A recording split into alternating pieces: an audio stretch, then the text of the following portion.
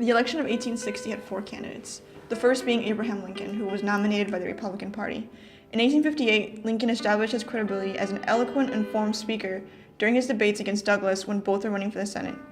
Part of Lincoln's strategy to win the presidential election of 1860 was his ability to appeal to immigrant voters since he was not attached to the Know Nothing Party. On the Democratic side, Northern Whigs favored Douglas, but Southern Whigs thought he was unacceptable, so Southern Democrats nominated John Breckinridge, a lawyer and vice president from 1857 to 1861 under James Buchanan. And then there was the Constitutional Union Party, who believed the Constitution should be kept as is, in other words, with slavery, but they only ran once and they weren't really that important. Each of the candidates represented different facets of the divided nation's interests. There were the pro-secessionists in the South, who wanted to leave the Union because they felt like the minority. Why? Lincoln won the election, but his name didn't even appear on the ballot in 10 southern states. Moreover, he won 40% of the popular vote. The election was the matchstick that lighted the fire, which eventually fueled the inevitable war. In winning the popular vote in the most populous states, Lincoln was able to collect enough electoral votes to snatch the election from the other runners' hands. The southern states' worst fear were coming true. They were the minority ruled by a majority that wasn't looking out for their interests. The leader of the United States was not elected by all of the United States, so why should they listen to him? He wasn't their leader. Okay, so we're on our way to interview our southern plantation farmer. Hopefully he'll be friendly enough to let us film him. Hello, sir. Hello, who are you? We're here filming a documentary about the election of 1860. I had no recollection of telling somebody that they can be here. Okay, I'm sorry. So can you please get off of my phone? Can you say your name for the camera, sir? My name is Bill Compton. What do you do? I'm a southern farmer. Talk to us about your views on the election of 1860. So when I, a humble southern farmer, heard this news from my good old pal Bill, I was appalled. She said the secession of the southern states individually or in the aggregate was a certain consequence of Mr. Lincoln's election. To think that that man, Abraham Lincoln, would do something this cruel to us southerners, we didn't do anything. So then a few of my governor buddies and I got together to talk about how we can stop this madness. Then I, being the smart one, pushed for secession. Now, as crazy as that sounds, it was our only option. That Lincoln was going to abolish slavery.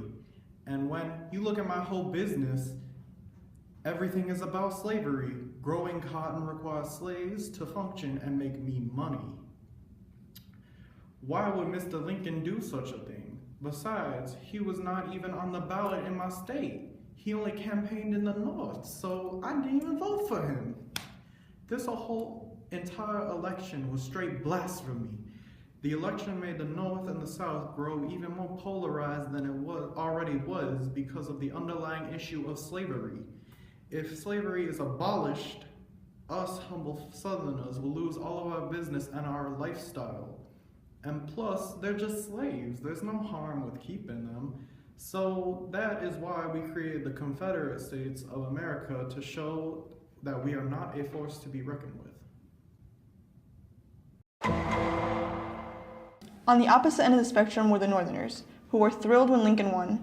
While not all Northerners were abolitionists, those who were ardent supporters of Lincoln and his firm stance on slavery. Sectional tensions between northern and southern states had been simmering in the years prior to the election. There was a passage of the gag rule, which was pushed by Southerners and mandated Congress not to speak about or mention slavery.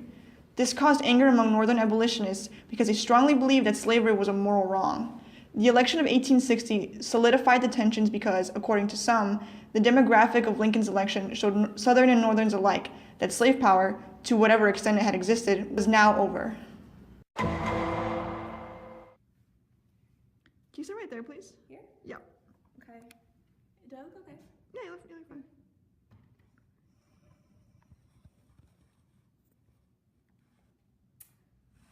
I was told there would only be abolitionists here. What is he doing here?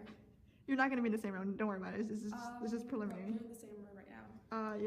It'll be fine. Stands for slavery. It'll be fine. It'll be fine. Just go with it. Okay. All right. Just start the interview. Hi. Can you tell us your name? My name is Jane Deere. And what do you do? I am an abolitionist, so I support the emancipation of slaves because it is a moral wrong.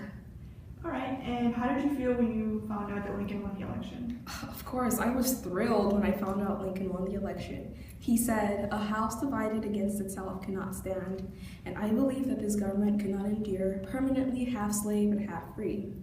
The South's interests were repressive to the Union, and them trying to pass the gag rule to us to prevent us Northern abolitionists from talking about slavery was nothing less than unconstitutional. The election of 1860 was absolutely needed, but of course the Lower South didn't see it that way. To them, they were simply the minority within a majority party. Lincoln only campaigned in the North, granted, so many Southern states did not vote for him. Personally, I feel the South overreacted. Lincoln abolishing slavery would have been a good thing because the moral wrong of slavery would have been removed from this blessed union. And somewhere in between, there were anti-secessionists called sympathizers by their fellow Southerners. They too saw Lincoln's upcoming presidency as the end to slavery, which horrified them. But they were more willing to compromise because they recognized the economic ties the South had with the North. After all, Northern merchants had also brought primary goods from the South to be manufactured in factories.